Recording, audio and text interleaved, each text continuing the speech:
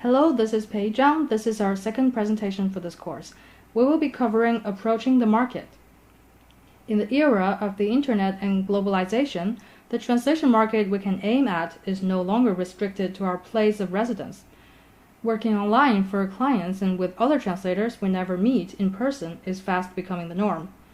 Another important feature of translation market is its dynamism. It changes in tandem with new scientific and technological developments as well as new communication needs. In this section, you will find some basic information about types of clients, types of tasks, and most frequently translated genres, which should help to give you some direction in your professional development. What are some of the types of clients that you will be dealing with? Clients fall into two main groups, those in the public sector and those in the private sector. Public sector would be international institutions such as the European Commission Translation Services and the Red Cross, the World Health Organization, etc. Government agencies, universities, research institutes. Special attention should be paid to the growing needs for translators in hospitals and health services in countries where there is a large immigrant population, such as the United States. In the private sector, we have pharmaceutical laboratories, publishers in the health sector, private hospitals, manufacturer of medical appliances, medical software industry, private biomedical research centers, biotechnology companies, health and care manager and professionals. When working for translation agencies, the contact with the final client may sometimes be a problem. Common tasks of the medical translator. The skills that translators develop in the course of their work equip them for a wide range of professional opportunities, from writing to managing multilingual medical information. In fact, clients frequently ask medical translators to carry out a variety of tasks, which may include translating texts both for internal use and for publication, rewriting and adapting texts, writing original texts from given information, translating and updating web pages of medical content, translating medical software, translating research articles into English, revising and editing translations, revising and editing originals, revising and editing translation memories, creating terminological databases of medical terms, finding and organizing medical information in multilingual contexts, translating and adapting medical dictionaries of health topics, planning and managing translation projects, interpreting in hospitals and other health services. To interpret at medical conferences, you need special training and conference interpreting techniques. However, key issues in medical translation, such as the acquisition of background knowledge, the comprehension of medical notions, terminology management, and effective use of sources of medical information dealt with in this chapter are also extremely relevant to the practice of conference interpreting. The translation assignment. The assignment is both the starting point and the goal of any professional translation process. Translators should be loyal not only to the contents of the source text, but also to the translation assignment as described by the client. This approach to translation was forefronted and widely discussed in a publication by Katharina Rice and Hans Vermeer. Their work brought about a dramatic breakthrough in translation studies, mainly because they were the first to suggest that scopus, or function, of a text is the translator's main concern. This challenges the traditional view that the author or the text are the starting point of translation. Other studies have presented a translation theory that aimed at reconciling academic and professional viewpoints and interests. Functionalism. At its core is that the translator should be loyal only to the translation assignment as described by its initiator, or client. Thus, the translator has to perform according to Laswell's well-known key question when talking about communication. Who says what, in which channel, to whom, with what effect? Basically, the final target text will depend on the function of the translation as given by its initiator when defining the assignment. It follows that different degrees of fidelity will have to be applied according to the translation assignment. This may require a change of style, register, lexis, or syntax.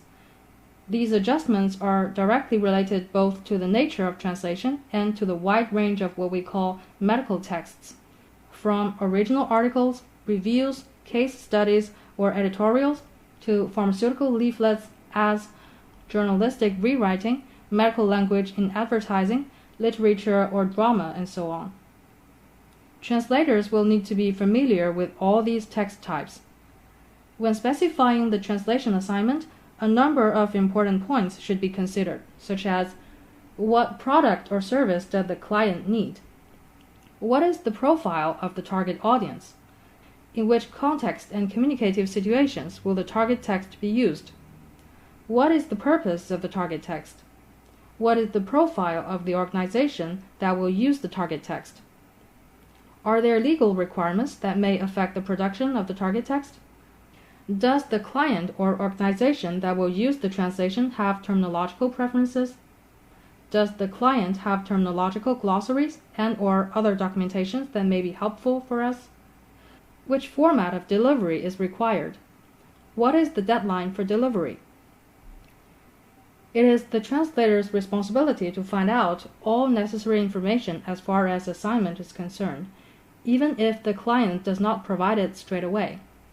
Clients are not always aware of the information translators need before they undertake a given project.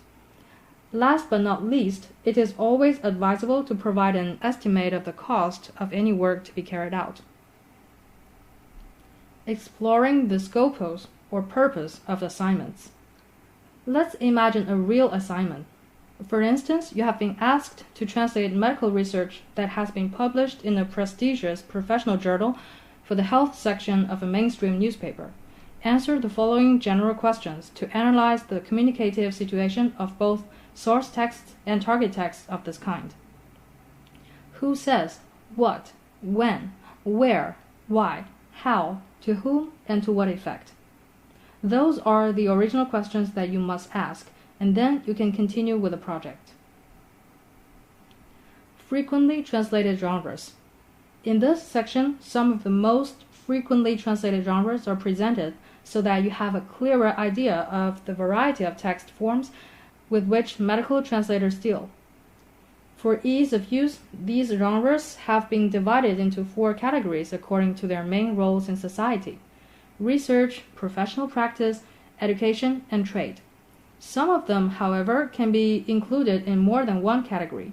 This is the case, for example, of dictionaries, encyclopedias, web pages, and summaries of product characteristics, the function of which is to inform the physician about a particular drug so that it can be safely prescribed and therefore sold by the laboratory.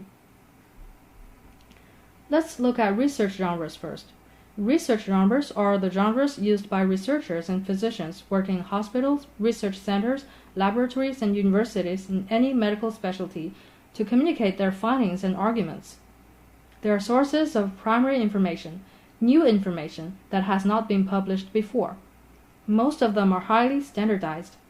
You can find these in research papers, review articles, clinical trial protocols, case reports, meta-analysis, short communications, letters to the editor, scientific editorials, position papers, book reviews, conference proceedings, doctoral theses.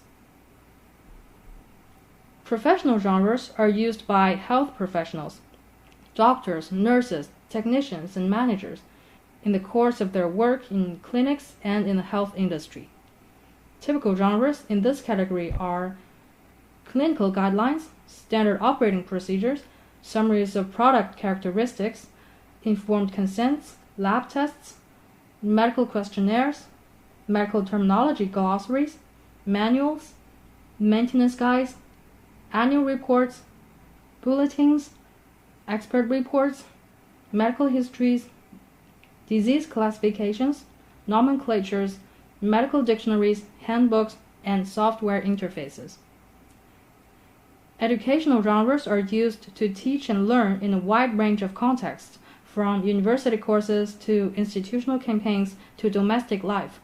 Some of these are fact sheets for patients, patient information leaflets, course books, treatises, training courses, presentations, popularizing articles, medical encyclopedias, summaries for patients, and TV documentary scripts. And lastly, commercial genres. They are used to sell and buy products and services of all kinds in the health sectors. These could be drug advertisements, contracts, vial and carton labels, product information leaflets, catalogs, new drug applications, packaging inserts, patents, and press releases.